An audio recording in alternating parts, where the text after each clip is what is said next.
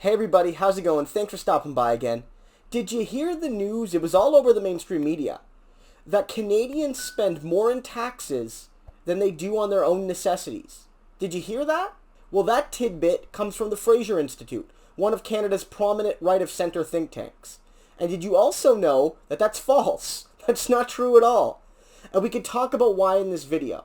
Because guys, look, at the end of the day, what the Fraser Institute has done here is they've used manipulation of data and a manipulation of wording to achieve a political objective. This isn't the first time the Fraser Institute has done this. They do this with multiple studies, but this in particular is a yearly study they do. What they do is they create a tax index going back to 1961, which, convenient for them, is a time before major social programs like Medicare. And they say, well, taxes have risen by X amount, and, that means that Canadians are spending so much more in taxes than they used to back in the early 60s, and this is a sign of government overreach. And they argue that right now, you spend about 40-some% on your taxes and only 30-some% on your necessities. And they give a representation of an average tax bill that a family making about $90,000 a year, $88,000, $89,000 a year, might expect to pay. But as others have noted on social media and other places, the nature of the taxes on that bill are greatly overestimated. They overestimate the sort of taxes and the amount of taxes a family making about $90,000 a year would pay. And they do that because they want to achieve a political objective, which is to make the argument that the average middle-class Canadian is overtaxed, that they're spending too much on taxes which are being wasted by our governments. And don't you know that smaller governments with lower taxes, wouldn't that be better for you and your family? And it's so bad now, they say, that you're spending more on taxation than you are on the things your family needs. They're sort of trying to create and reinforce this dichotomy.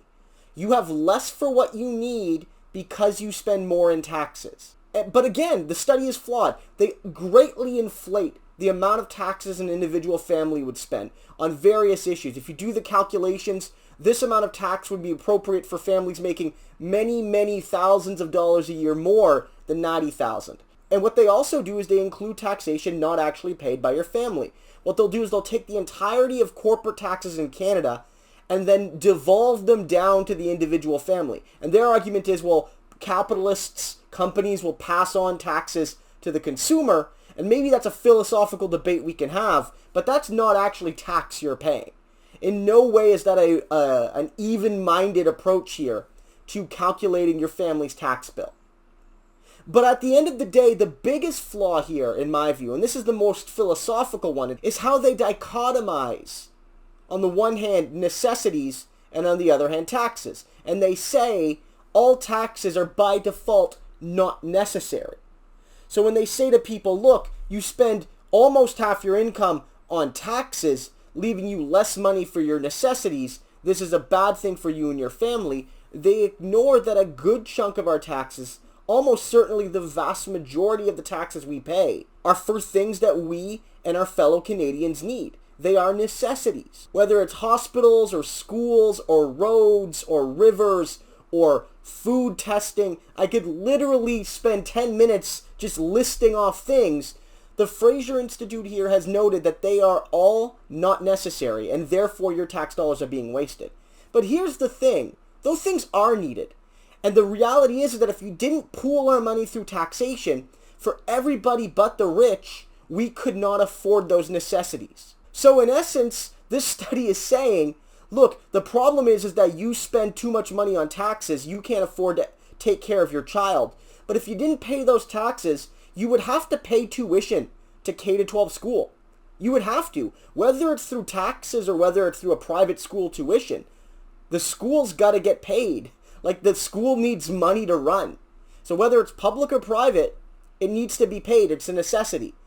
If you didn't have, a Medicare program, you would need to have it covered some other way. Maybe your employer would do it, but it might be the case that you have to buy expensive private insurance. That's a necessity. It might not be taxed anymore, but it'll come out of your necessities. And so this whole charade is to try to convince you that everything that you send to the government, the cities and the provinces and the federal government, is by definition wasteful.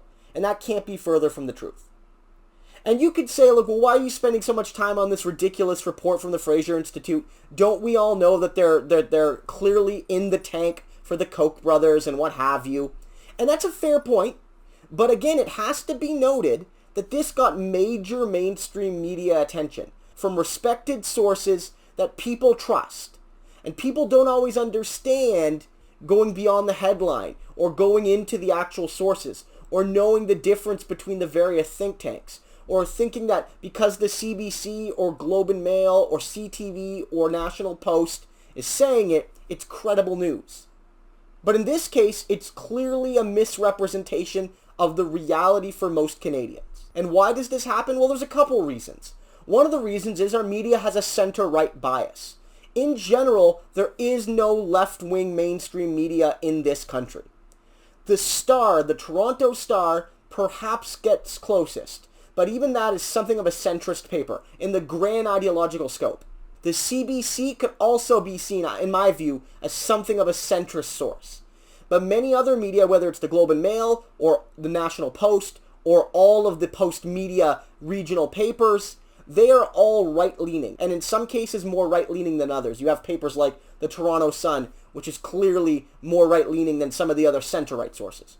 And so they have an interest in sharing this because it underpins their ideology, which tries to classify redistributive programs and universal programs as not necessities but theft of your tax dollars, waste of your tax dollars. This is also a sign of the media landscape from a labor perspective. The reality is that media in Canada and around the world has seen many cutbacks to the investment in human resources. And this means that there's more work for fewer people. This means that in some places, they've cut, fact checkers. They've reduced the amount of fact checkers. Or they've given their fact checkers more work. Or reporters now are required to put out more stories faster.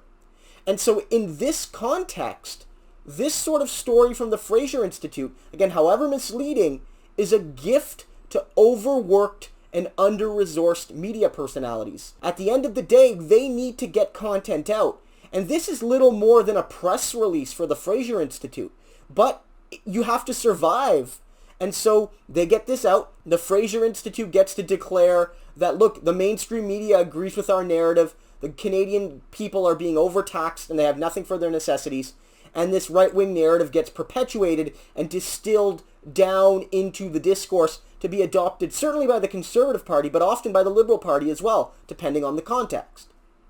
And with this story, I've seen a lot of good pushback on Twitter, but the reality is that it was still in places like the CTV and in other mainstream sources, and hundreds of thousands of people potentially could be influenced by a study which is flawed at best. So we have to be more critical.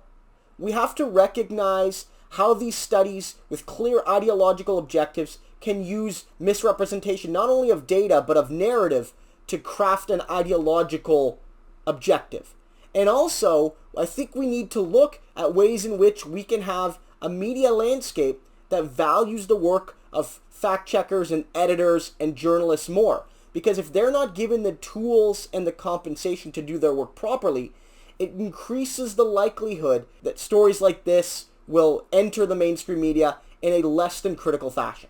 So guys, I hope you enjoyed that video. If you did, I would appreciate it if you like, comment, and subscribe, and also consider supporting me on Patreon.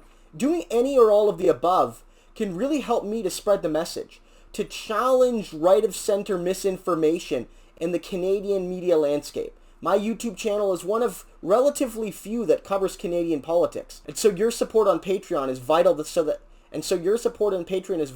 so that I can improve the quality and quantity of content on this channel. Guys, have a great one, and I'll see you in the next video.